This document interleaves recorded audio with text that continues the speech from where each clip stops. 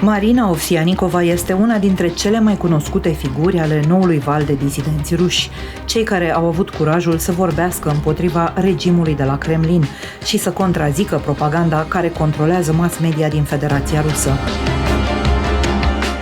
În martie 2022, Marina, pe atunci editor de știri externe la Pentru canal, postul public de televiziune, afișa o pancartă pe care scria în engleză "No war" și în rusă "Vă mint aici". Asta pentru că propaganda interzicea folosirea cuvântului război cu privire la invazia Rusiei în Ucraina. Marina Ovsyannikova a fost amendată, apoi arestată la domiciliu și a fugit din Rusia alături de fiica sa cu ajutorul organizației Reporteri Sans Frontières.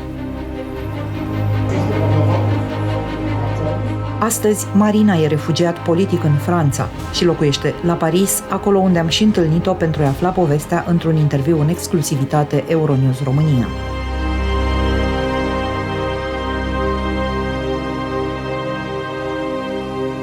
Hello Marina, thank you for having us.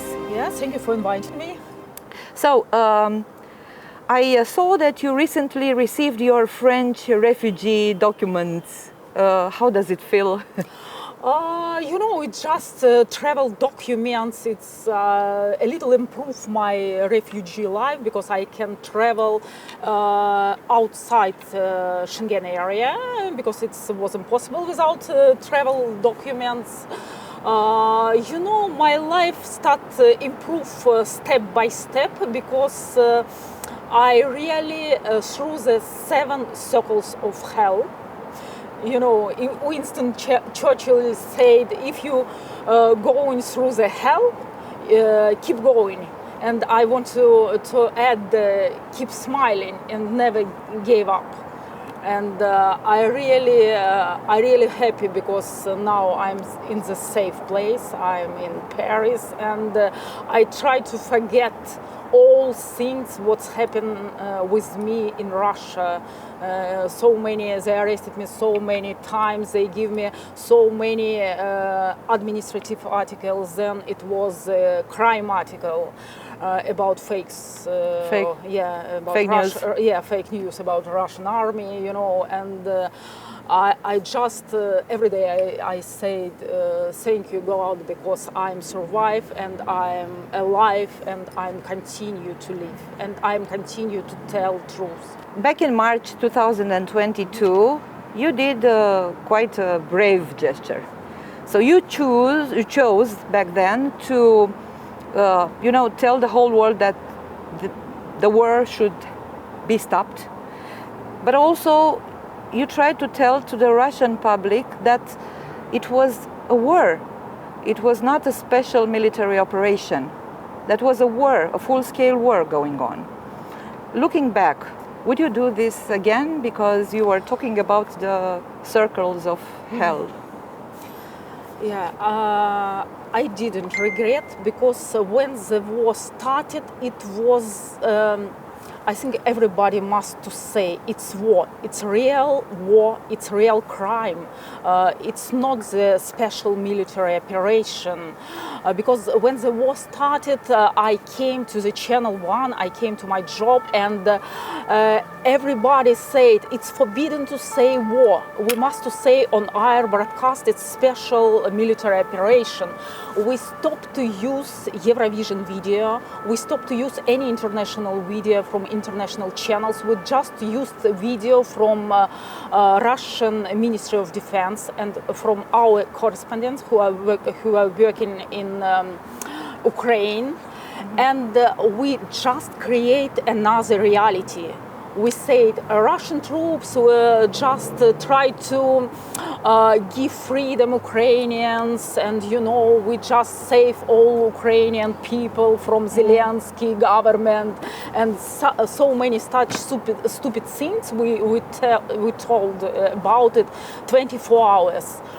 And I perfectly understood it's not true. It's real war. It's not the military because special you were operation. seeing every day the wire services from the news agencies around the world, right? It was my job. I was looking for Eurovision channel, CNN, Sky News, Reuters, and I perfectly understood what's happening around the world. And I saw so many Ukrainian refugees on my screens, Ukrainian refugees, women, children, and they were crying. They are going to the outside from Ukraine. They try to survive, and Russia airstrikes all day, different towns. It's Kiev, Lviv, Odessa. I can't imagine Russian-Ukrainian war. It was another reality, and I started protesting immediately. Well, I have your book here because last year you launched this book. It's called No War. And in this book I read about your memories, childhood memories as a refugee from Chechnya. Did these memories somehow trigger your gesture in 2022? Now it's the second time in your life when you experienced the refugee status. Yeah, the second time in my life I became a refugee, because the first one I became a refugee when the first Chechen war started. My family lived in Grozny, and Russian troops destroyed all my house, and we lost house, our property, everything, and I spent few years as a refugee, and it was terrible years in my life. And when the war started, of course, I protested. It was maybe three reasons. The first of all, it was protest against war and against propaganda. The second one, it was my Ukrainian roots, because my father from Ukraine. And you were born in Odessa, right? Yeah, I was born in Odessa, but I spent all my life in Russia. And and the last one reason, of course, I perfectly understood what kind of destiny await Ukrainian women and children. I immediately understood these people now will be refugee, and they spend their life different place and different houses without money, without nothing. And I remembered my childhood. In your country, you have been sentenced in absentia because you were not there. You managed to flee the country, but you were sentenced to 8 years and a half in jail for spreading false information. Also, I understand that you have been stripped from the parenthood of your daughter. Deprivate my parental rights. You have your daughter here with you. You managed to take her out of Russia, but you left back in Russia some other people that are loved ones, your mother and your son, the oldest. Child. It's very difficult situation. Do you communicate with them? It's very difficult situation because this war destroys so many Russian families. Sometimes mother don't speak with daughter, father don't speak with his son, because they have different views of this war. And my family is the same. My mother, she's the same age with Putin. She support him a lot, and she said, you are traitor. She stopped to communicate with me, and my son stopped to communicate with me. And now the situation is that I can communicate with my Ukrainian relatives. They support me. And I can communicate with my mommy and son, with my Russian relatives. You cannot? Yeah. Because they won't? They don't want to communicate. Maybe they're a little afraid. Because police sometimes came to my house, they talk, different police guys talking with my son, with my mommy, and I think they are afraid to communicate, and they try to show they support Putin. And what is the response that you give to this sentence that they gave you? Because this sentence of 8 years and a half in jail, this is something else that would scare your family anyway. If you would be back in Russia, they would put you in jail instantly. Yeah, it's impossible to... What is your response to this sentence? What is your opinion about this law? Are things going to be worse than now? What do you know? Yeah, political repression in Russia growing, and it's became more and more strongly. And they give me this sentence because I said exactly how many children, Ukrainians, how many children Russian troops kill in Ukraine. And they said it's not true information. Russian court said it's not true information because Russian Defense Ministry never spoke about it. And it's fake information, but it's true. It's information published in official United Nations site. Russia is the official member of United Nations. This site is not blocked in Russia. Everybody in Russia can go on this site and read this information. It's official information. I just read this information on this site. And I start to talk about it publicly, but it's forbidden in Russia to talk about how many children, how many civilians Russian troops kill in Ukraine. It's forbidden to speak publicly about Bucha, about Mariupol, Irpin. All of this forbidden. It's another reality. And why do you think, if they have all these sources, they are available and official, why do you think people reading these sources choose to deny the reality they read? So many Russians are scared. When the war started, so many Russians start to protesting. But then we have special laws. And it's impossible to protest now in Russia. If you start to protesting against war, if you start to say only one word, it's not a special military operation, it's a real war, your life will be immediately destroyed. You will be fired from your job, you lost your job, your family will be destroyed, all your life will be destroyed. And finally you will be in jail or you will be exiled. Still, there are some people contesting the sincerity of your actions. They even said that you might be an FSB operative hiding in Europe. What do you have to say to that? Why do you think this happens?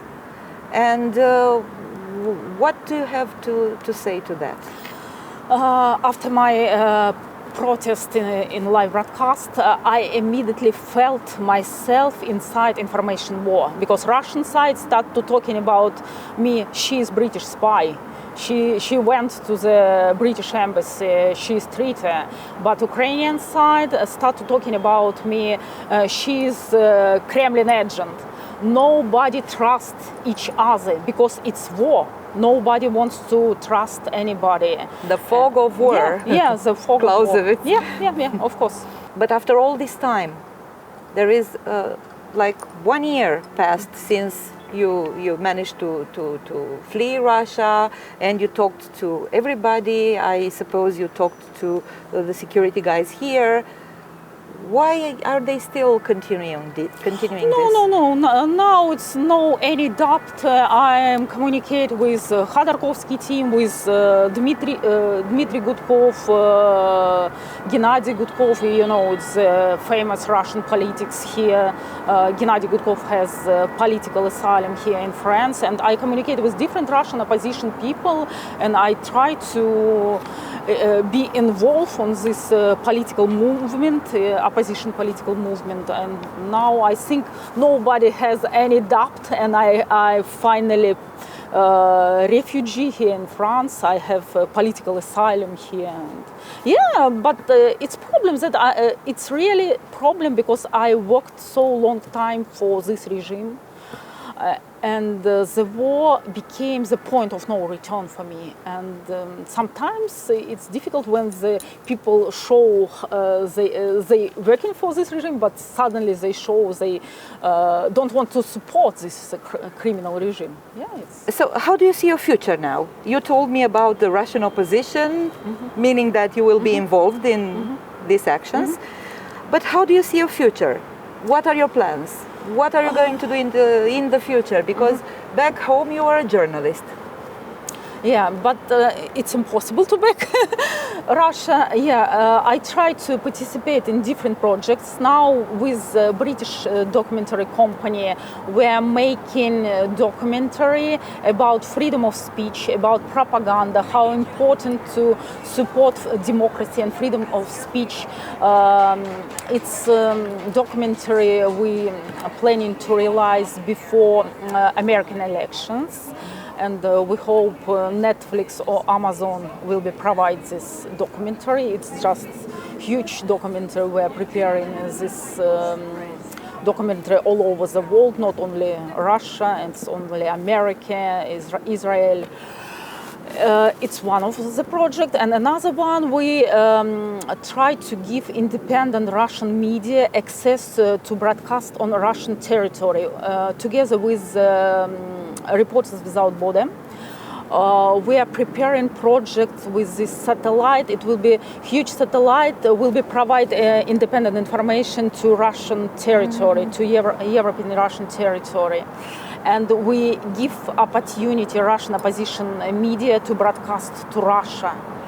And we know now Russian authorities can't block this signal because it will be the signal from French satellite to Russia. And yeah, we are just preparing this project. We are going through this dramatic moment when we see this full-scale war in Ukraine, this full-scale invasion in Ukraine going on for 2 years now. How do you think this war is going to end, if it's ever going to end? Nobody knows how they end this war, because you have to understand, it's not war Russians against Ukraine. It's war authoritarian, totalitarian regime against democracy. And now democracy under threat all over the world. And this year is very important for future all over the world. Can you imagine? North Korea can provide to Russia 1 million weapons, 1 million shells, and Europe can't provide Ukraine 1 million shells. And it's impossible to protect their country without any weapons. And now we're inside very difficult situation, and how this situation will be developed, nobody knows, because it depends of American elections, it depends of what kind of leaders will be on the future here in Europe. It depends of different factors. So we cannot say. Yeah, we cannot say it exactly. One last question would be if you have some special message to send to the viewers of Euronews in Romania, a former communist country. We've been through a lot also. And also for the viewers of Euronews in Europe.